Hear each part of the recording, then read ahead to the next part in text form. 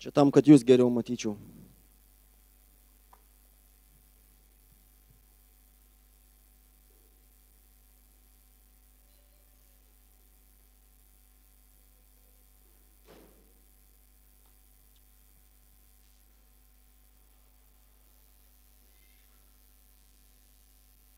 Džiugu. Džiugu jūs visus matyt ir dauguma turbūt mane pažįstat.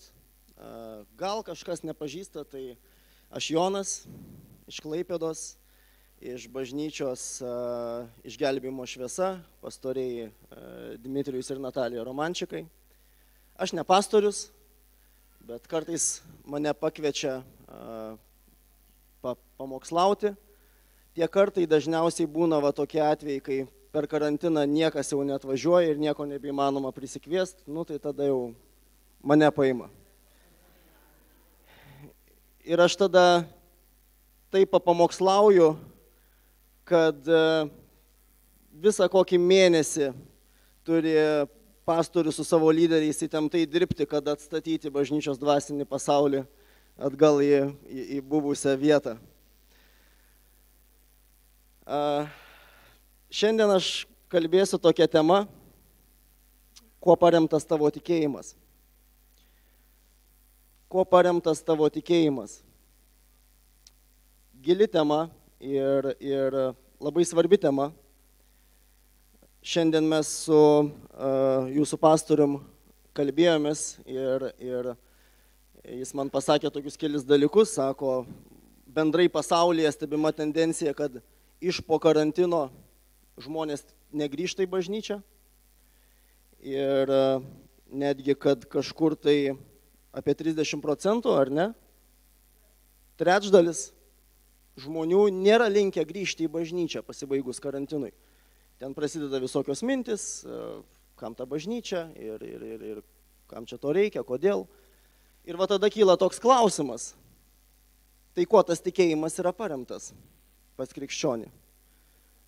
Nes mums šnekantis, aš sakiau, tai labai keista, sakau, nes per karantiną viskas buvo sustabdyta, ne tik bažnyčios, bet karantinui pasibaigus šiaip žmonės grįžta į savo sportus, į būrelius, į kažkokias tai veiklas ir grįžta su dar didesniu užsidegimu ir ūpu paprastai. Aš žinau, kad jūs kiekvieną savaitę, kiekvieną šeštadienį berods evangelizuojat, ar ne? Darot evangelizacijas. Šaunuoliai, noriu jūs pagirti už tai.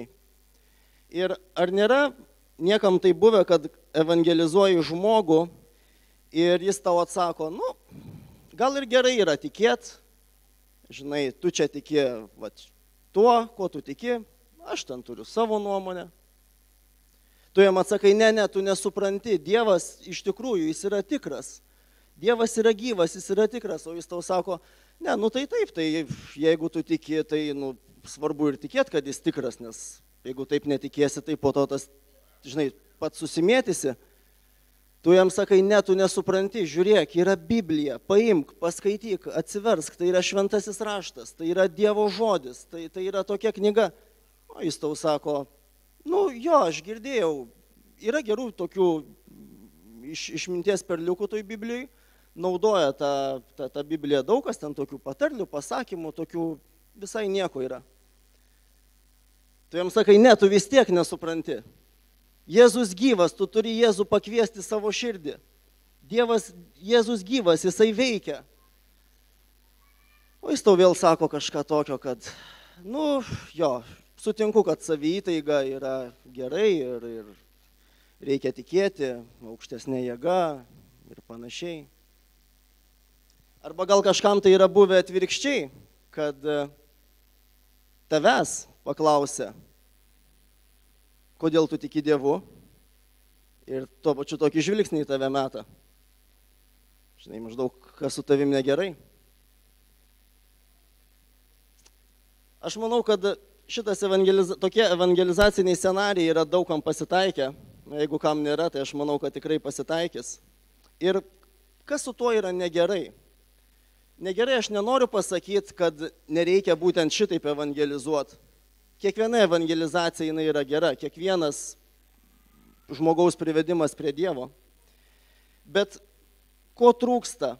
Kodėl taip dažnai žmonės taip lengva ranka atmeta tą Dievą? Tau net nebaigus pirmojo sakinio jie jau būna jį atmetę.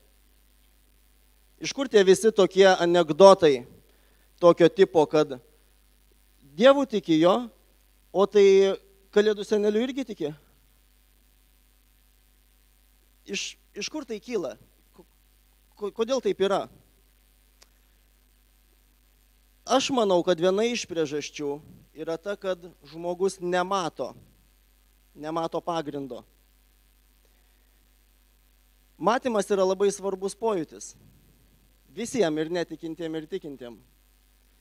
Jeigu jums reiktų pasirinkti, ar būti aklam, ar kurčiam, aš žinau, ką kiekvienas pasirinktumėt. Nematau? Vadinasi, nėra. Aš atsimenu savo paskutinę evangelizaciją, kur darėm gatvėj, ir aš tiesiog iš būrio pasikviečiau vieną jaunuolį ir taip iš karto tiesiai šviesiai sakau, tu tiki Dievu? Jis sako, ne. Sakau, kodėl? Sako, tai kad aš jo nematau. Logiška. Jeigu kas save atsimenat netikinčius, tie, kas neužaugot krikščioniškoje šeimoje, tai turbūt daug kas panašiai mąstėt. Taigi aš nematau.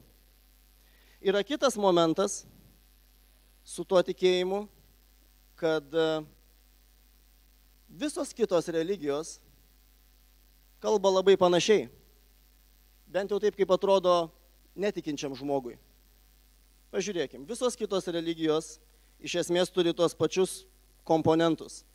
Tai jos turi Dievą, jos turi kažkokį tai šventąjį raštą, turi rašto aiškintojus, ar kažkokius pamokslininkus, šventikus, turi kažkokias apeigas, turi kažkokias maldas, turi dažniausiai pažadą įamžinąjį gyvenimą, turi kažkokį tai išpirkimo, atpirkimo kelią arba dorovės, teisingumo kelią.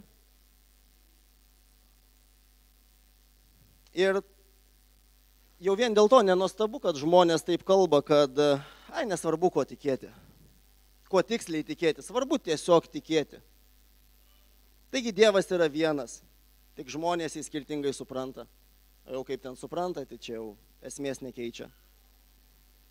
Visi tą patį kalba ir visi pinigų prašo. Čia tiesa buvo, ar ne?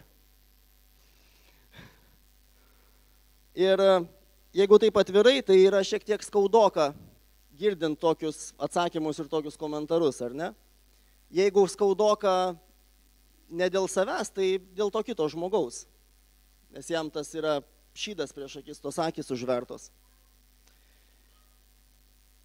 Aš atsimenu savo trumpą istoriją, kai aš dar buvau netikintis, bet aš jau taip domėjausi Dievu ir tom visom temom ir aš kurį laiką lankiau mormonų bažnyčią. Tai tie, gal kas esat girdėję, gal ne visi, pas mormonus yra toks dalykas, toks, kaip sakyt, tokia klasikinė linija jų tikėjimo. Jie sako naujatikiam, pasimelskit, ar šita mūsų knyga yra teisinga, paklauskit Dievo maldoje ir jums Dievas atsakys tada ir jūs suprasit, kad tai yra teisinga. Atrodo logiška? Iš tikrųjų ne visiškai. Nes o kas, jeigu tas atsakymas bus ne iš Dievo, o iš velnio? O kas, jeigu čia tiesiog tavo pasąmonė su tavo kažkokiais slaptais troškimais, mintim tau kažką tai diktuos? O kas, jei aš atsakymų iš vis negausiu? Klausiu, bet tyla tik tai. O kas, jeigu tas atsakymas bus, ne, knyga nėra tikra? Į visus šitos klausimus mormonai niekada neturėjo atsakymo. Ir vienas tokių garsesnių apologetų, Frank Turek, toks yra, jis yra pasakęs, tikėti neužtenka. Tikėti neužtenka. Kodėl? Nes tikėjimas pats savaime, jis nesukuria tiesos. Atkreipkite dėmesį, tiesa egzistuoja atskirai nuo tikėjimo. Ar tu tiki, ar netiki, tiesa tokia, kokia jinai yra, jinai bet kokiu atveju egzistuoja. Ir būtent dėl šitos priežasties šitiek daug krikščionių, trečdalis tai aš skaitau daug, kai kuriais atvejais tikiu, kad būna ir daugiau, šitiek daug krikščionių, jie atkrenta nuo tikėjimo. Nes tas tikėjimas, kuris kažkada buvo, jisai išseko, arba jį kažkas tai užgožė, jį kažkas pakeitė kažkokiais kitokiais dalykais. O tuo tarpu tiesa, ji taip ir liko nepažinta niekada.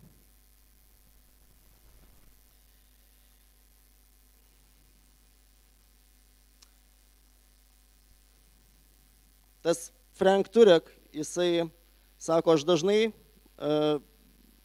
žmonių klausiu, kodėl tu tiki?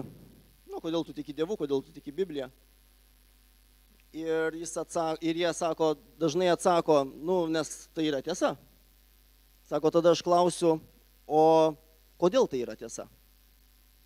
Ir man atsako, nes aš to tikiu. Nes aš taip tikiu. Kas yra nelogiška, kas akivaizdžiai kertasi su bendraja logika. Taigi,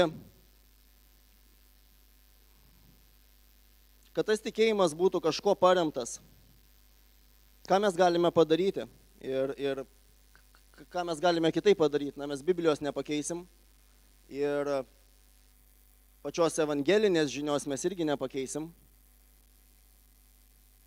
Aš visada mėgstu žvelgti į realias situacijas, nes tikiu, kad iš to galima labai daug išmokti. Ir jeigu jūs atkreipsite dėmesį, visa Biblija tai yra ištisi išgyvenimai, įvykiai, istorijos, dramos, įvairūs atsitikimai žmonių gyvenime, žmonių likimai. Visos 66 knygos.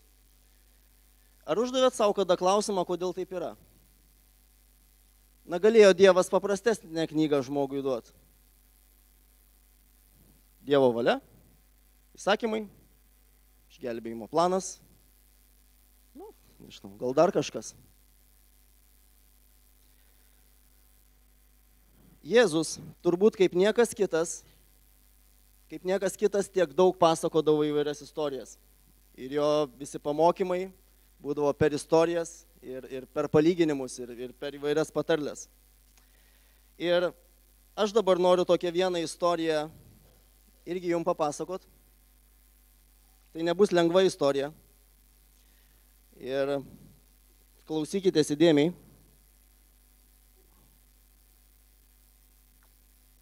Žodžiu, ta istorija yra tokia, kad internete vienas toksai žinomas žmogus pasidalino kažkokios naujos mokslinės knygos apžvalgą. Aiškiai, perskaitė tą mokslinę knygą ir ten trumpai kaip ir reklamuoja ją, kaip ir dalinasi savo nuomonę. Ir toje apžvalgoje buvo tokių keletas egzistencinių klausimų paliesta. Ir parašyta su tokia mintim, kad kaip keista, kad mes esam tik dulkės ir amžiams pranyksime. O ten smulkiau galite sužinoti, jau perskaitę tą knygą. Ir aš noriu jums šiandien paskaityti dalį komentarų, kurie buvo po tuo pasidalinimu įkelti. Kažkas rašo,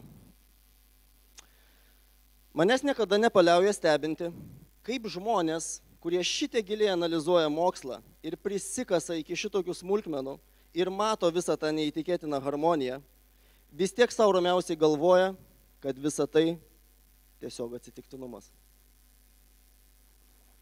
Galima suprasti, kad tai tikintis žmogus turbūt rašo. Jam atrašo mokslininkas, iš tiesų mokslininkas, kuris dirba vienam iš Lietuvos universitetų. Jis atrašo. Jie negalvoja, jie gali tai įrodyti, mirkt. Jau įdomu daros, ar ne? Gal kažkas esat pagalvoję, kaip sunku būtų liudyti ir evangelizuoti kokį nors mokslininką. Juk tiek daug visko tie žmonės žino. Iš tikrųjų, tam turbūt pokalbėje taip ir pasirodyčiau, kad tikiu Kalėdų seneliu. Jam atrašo. Visa bėda ta, kad negali, o dar ir atvirkščiai. Užšoko čia ant mokslininko. Kas toliau? Mokslininkas rašo. Na, turbūt gali ne kiekvienam. Šypt. Sarkazmas, kaip ir dera tikra mokslininkui. Jam atrašo. Viskas remiasi į tai, kiek stipriai žmogui rūpi tiesa. Mokslininkas atrašo. Sakyčiau tiesiog, kiek stipriai žmogui rūpi. Daugtaškis. Čia turbūt dar aukštesnio lygio sarkazmas, kurio net aš nesuprantu. Toliau rašo tas pats mokslininkas. Todėl ir pasikliauti reiktų labiau tais, kurie šitie giliai analizuoja mokslą ir prisikasa iki šitokių smulkmenų, o ne tais, kurie tiki savo išgalvotą, kabutėse, tiesa.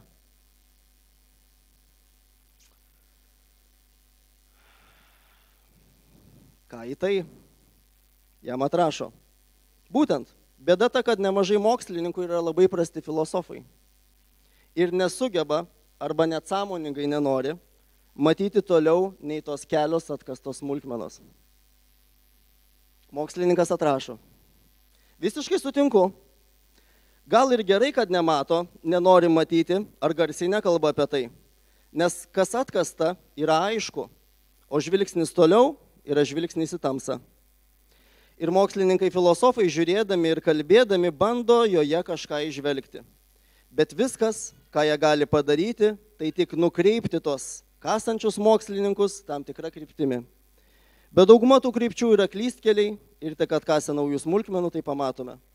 Tad tomis filosofijomis pasitikėti reiktų atsargiai, kad ir kokios jos patrauklios bebūtų. O čia staptelkim. Aš nežinau, kiek jūs užfiksavot, bet pirmą jis jau nebekalba apie įrodymus. Pradžioj pirmieji sakiniai buvo, kad tai mes turim visus įrodymus. Žinai, koks čia Dievas tau. Antra, jis sutinka pats su tuo, kad labai nemažai mokslininkų yra prasti filosofai. Tarp kitko, filosofija čia šiuo atveju reiškia labai silpnai mąstantis už savo šakos ribų.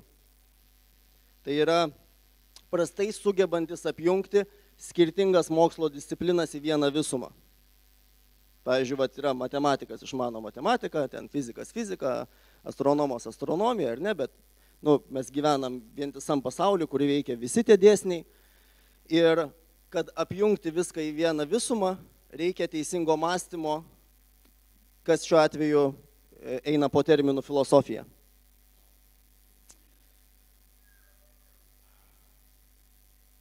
Kaip pavyzdys, kad tikrai aišku būtų, pavyzdžiui, kas yra gera filosofija, kas yra bloga filosofija. Pavyzdžiui, žmogus mato šlapę gatvę ir jisai sako, tai lyjo. Ne? Kaip ir logiška, šlapę gatvę, tai reiškia lyjo.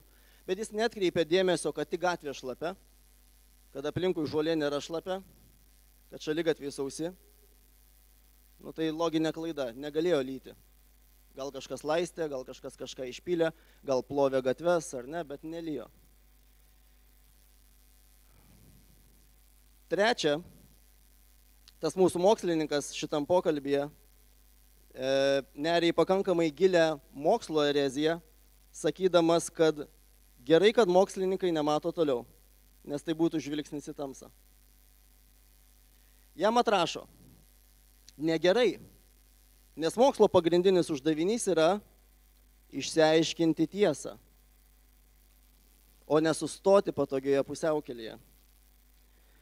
Tamsa mokslo, ypač mokslininkų, niekada neturėtų gąsdinti. Sakydamas filosofiją turėjau omeny ne pamąstymus, o pagrindinę mokslo šaką, kurie apjungdama visus kitus mokslus tengiasi atsakyti į esminius klausimus, į kuriuos pavienės mokslo šakos nėra pajėgios atsakyti. Mokslininkas atrašo, labiau aiškintis tiesą, nes ta tiesa neturi nei pradžios, nei pabaigos. Tad mes esame ir visada būsime pusiaukelėje, nors ir nesustojame. Tamsa mūsų ir negazdina, netgi priešingai, dėl jos dirbame ir mylime savo darbą.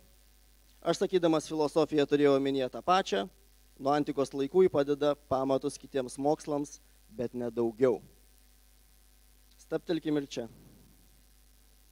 4.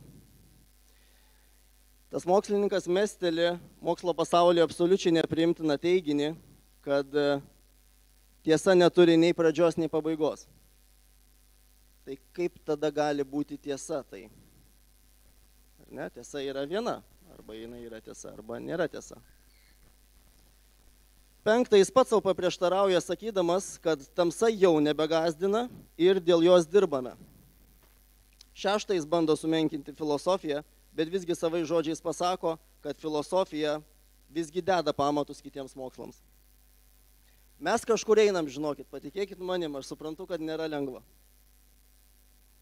Jam atrašo, na va kiek stipriai pažengėm per tokį trumpą laiką.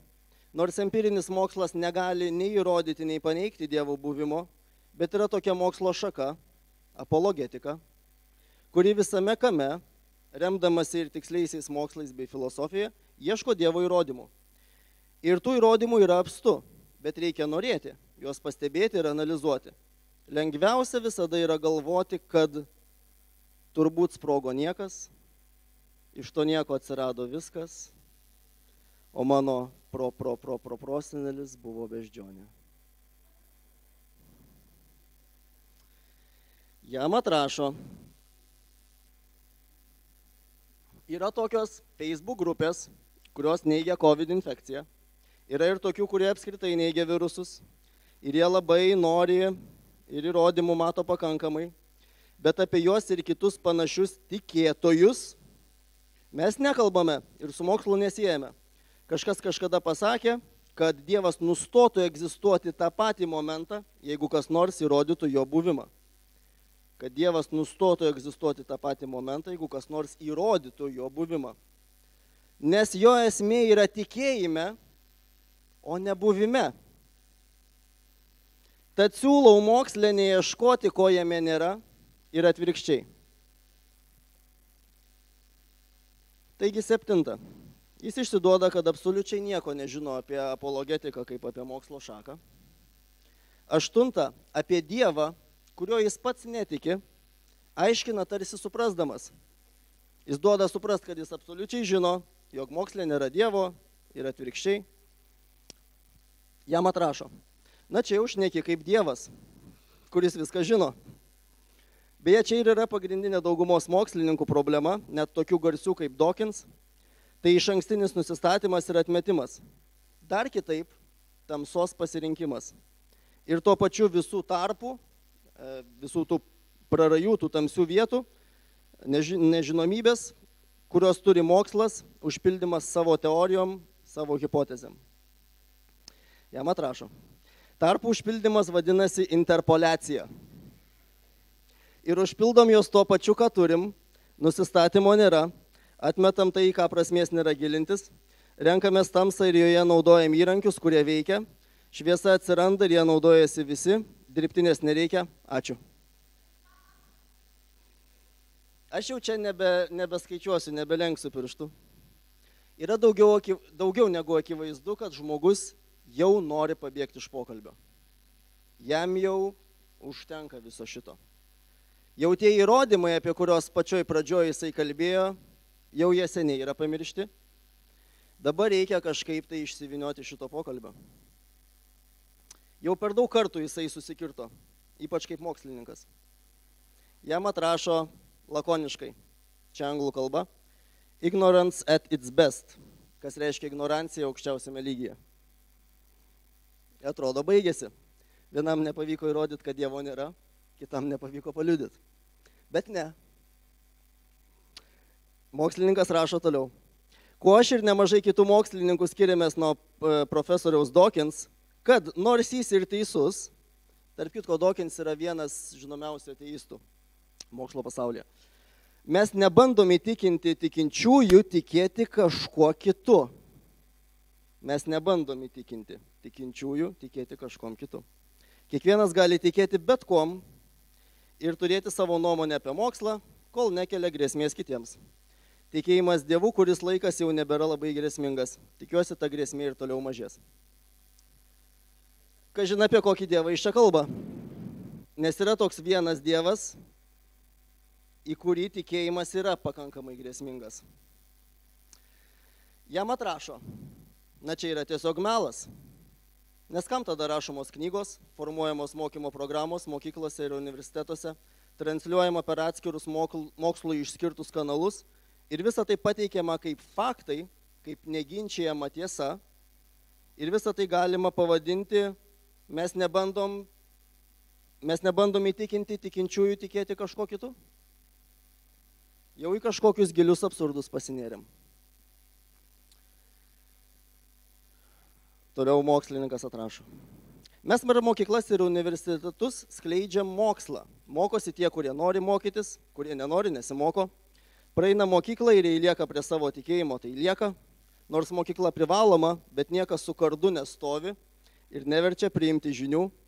Po to gali nestoti į universitetą ir pamiršti viską, kas buvo mokoma. Už tikėjimą atsakingos kitos įstaigos mes nereikalaujame, kad kunigai per pamokslus dėstytų superstygų ar evoliucijos teorijas, ar ne? Jau tokia gili desperacija jaučiasi. Bet jis rašo toliau. Beje, mokslas visada yra ginčijama tiesa. Ir dar kaip mes ginčijamės dėl visko. Dievas yra neginčijama tiesa, dėl to ir nesiginčiju su jumis.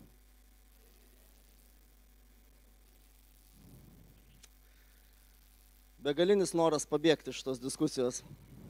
Jam atrašo. Ne. Kalbėdamas apie apologetiką turėjau omeny 100% ginčijamą tiesą. Nereikia painioti švento rašto neginčijamumo tikinčiųjų žvilgsniu su bendrai Dievo paieškomis visatoje ir reiškiniuose. Nepainioju. Tai yra tas pats. Tikiems nereikia nieko ieškoti. Arba užtenka ieškoti savyje ir neapgaudinėti savęs paieškomis visatoje. Nesakau, kad turit nustot, tęskit, galit net mokslą tam naudot. Jis tam ir skirtas, kad žinias naudotų visi, su to mūsų pokalbis baigtas viso. Tai ačiū Jums už kantrybę visų pirma. Dabar, dėl ko aš Jums visą tai skaičiau? Dėl kelių dalykų.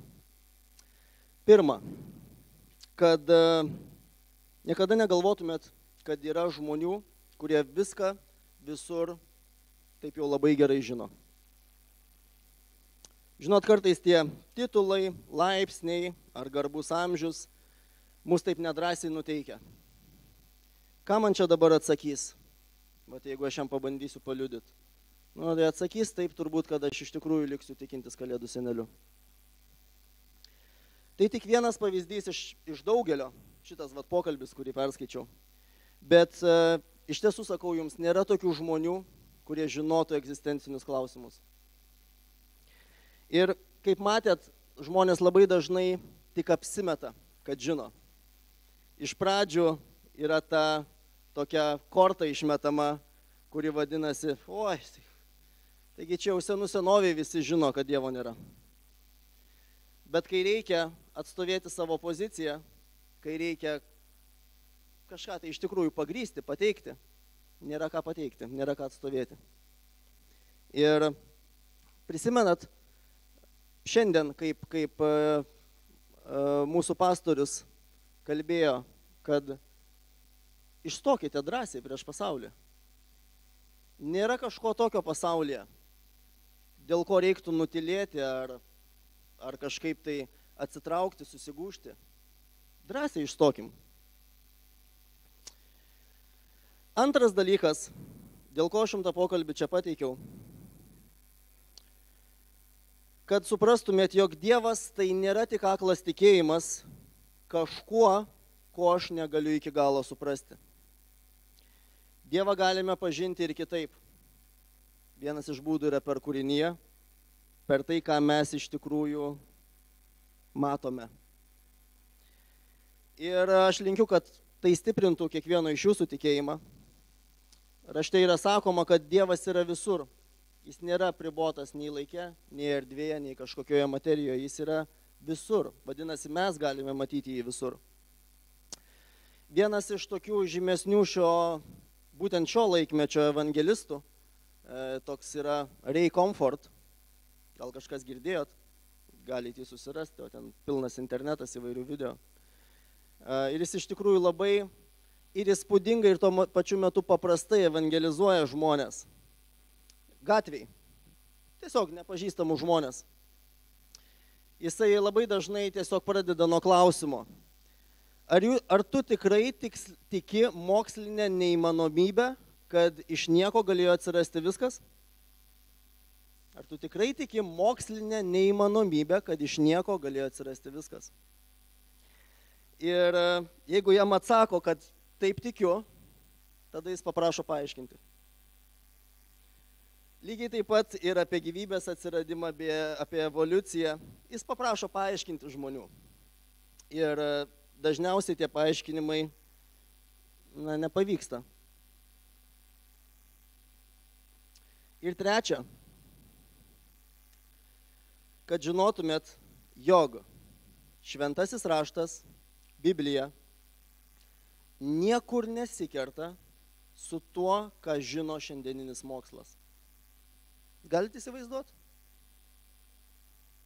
Nei viena iš 66 knygų, nei viena eilutė niekur nesikerta su tuo, ką šiandieną žino absoliučiai visas mokslas.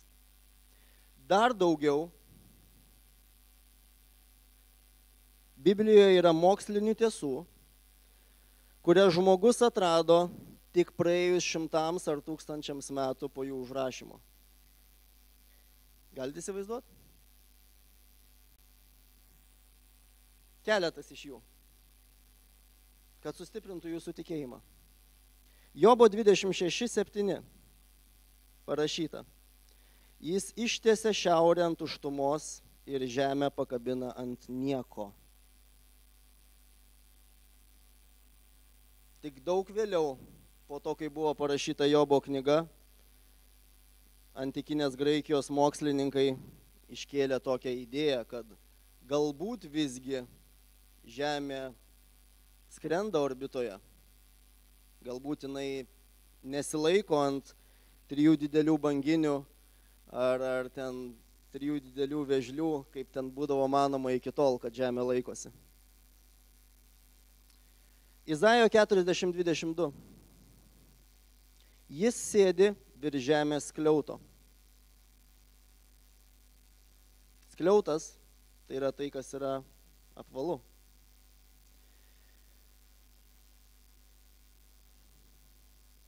Ir mes žinom, kad čia ta pati kaip ir tema, kaip ir Žemė orbitoje ir Žemės tas plokštumas arba apvalumas, kad daug vėliau buvo įrodyta, kad Žemė yra apvali.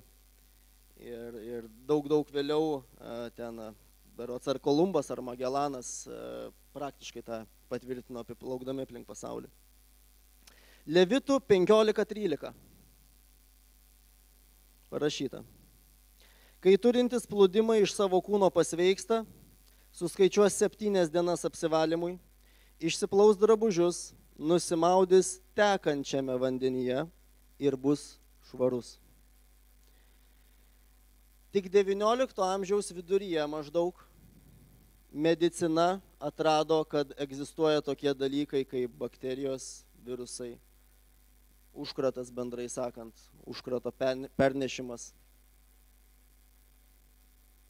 Ir iki tol, iki maždaug 1850 metų, gydytojai plaudavosi rankas dubenyje, nepotekančių vandenį. Ir iš to kildavo daug problemų, nes tam pačiam dubenyje tos pačios bakterijos, tie patys užkratai. Levitų 17:11 yra parašyta, kūno gyvybė yra kraujyje. Senovėje irgi maždaug iki pat 19 amžiaus medicinos bendruomenė, medikai galvodavo, kad kraujo nuleidimas tai yra viena iš tų gydymo procedūrų, kurios žmogui padeda sveikti ir išgyventi. Ir prie įvairių ten ligų, prie įvairių negalavimų tiesiog nuleidinėdavo žmogui kraują. Tais laikais.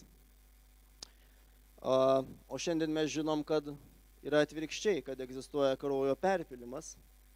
kad žmogus išgyventų.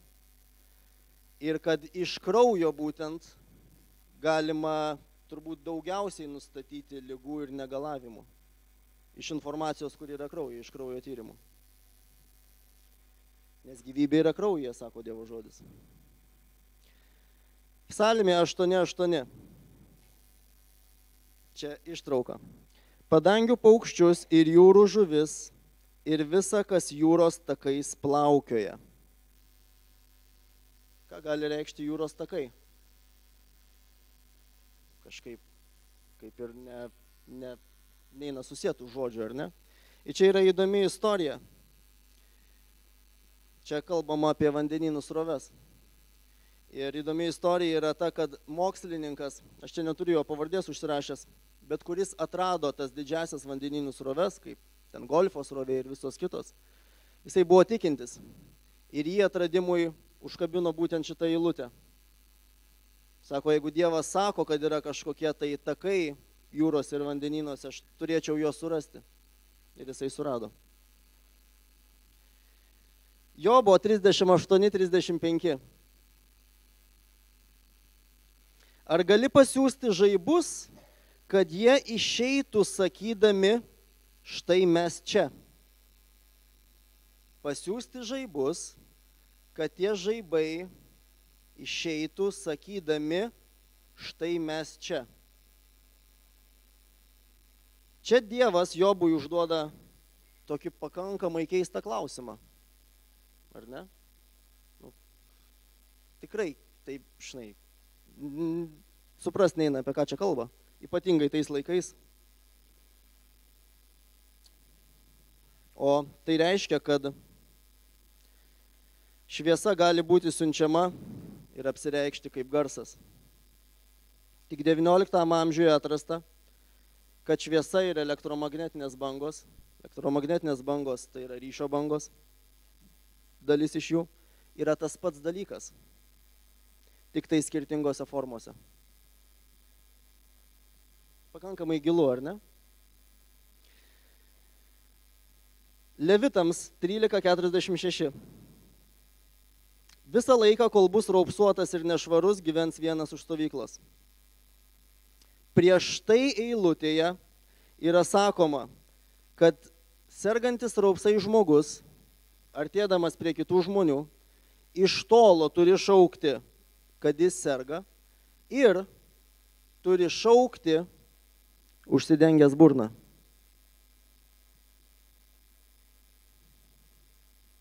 Karantinas.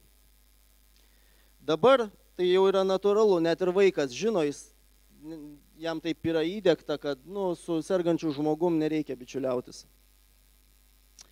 Bet tuo metu tai nebuvo jokių žinių apie ligų perdavimą, apie bakterijas, apie virusus ir visus tos dalykus. Neegzistavo toks dalykas kaip karantinas, apskritai tokia savoka, toks supratimas, to nebuvo. Bet Dievas nurodė žmogui, kaip elgtis konkrečiose situacijose, kas liečia higieną, kas liečia karantiną. Dėl to, kad neegzistavo, jūs visi turbūt esat girdėję, čia jau, aš bijau dabar nenoriu sumeluoti, bet berods viduramžiais, tos didžiosios pandemijos Europoje, kurios nusinešė milijonus žmonių. Ten maras, kitos tos ligos. Tai jau čia prabėgus keliems tūkstančiams metų po to, kas užrašyta Biblijoje, žmonės nežinojo, kas tai, kaip tai ir kaip su tuo tvarkytis. Sakyt dar keletą, ar jau baigiam? Ok. Ar žinojot, kad Nojaus laivo proporcijos, ilgis, plotis ir aukštis, paėmus pačią proporciją, yra lygiai toks pat kaip šiandieninių modernių krovininių laivų? Laivus sukūrė tai mokslas, tai yra dirba inžinieriai, mokslininkai, jie skaičiuoja, kaip ten tas laivo, įvairūs parametrai, laivo krovumas, jo ten grimzlė, jo valdymas, kaip jisai ekonomiškai plaukia, kaip jis ten pjauna vandenį, koks yra pavojus ten jam audros metu sulūžti per pusę ar nesulūžti, kad jis nebūtų ten ar per ilgas, ar per toks ar anoks, ar ne. Ir ta proporcija yra geriausiai veikianti. Jeigu krovininis laivas ar 50 metrų ilgio, ar ten kelių šimtų metrų ilgio, proporcija išlieka maždaug panaši jo ilgio, pločio ir aukščio. Tai ta pati proporcija buvo Nojaus laivo, kuri šiandien yra sėkminga laivyboj. Pakartoto įstatymo 23:12-13 yra parašyta: turėk vietą už stovyklos, kur galėtum išeiti. Neškis kastuvėlį, išsikask duobelę pritūpdamas ir užpilk žemėmis išmatas.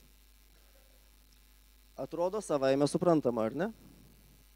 Bet, jeigu mes pažiūrėtumėm vėlgi į istoriją, tiek viduramžiuose, tiek net ir pramonės amžiui, miestuose, jau tokiuose pažangiuose miestuose, dideliuose Europos miestuose kaip Londonas, didžiulė problema būdavo kanalizacija. Būdavo atviros kanalizacijos eidavo per miestus, kur išmatos tekėdavo atvirais grioviais, tranšėjom visokiom. Ir dėl to irgi kildavo daugybė ligų ir daugybė pandemijų. Taigi prieš 3000 metų, iki kol mokslas tą įrodė, Dievas jau žinojo ir Dievas nurodė žmogui, kaip reikia teisingai elgtis.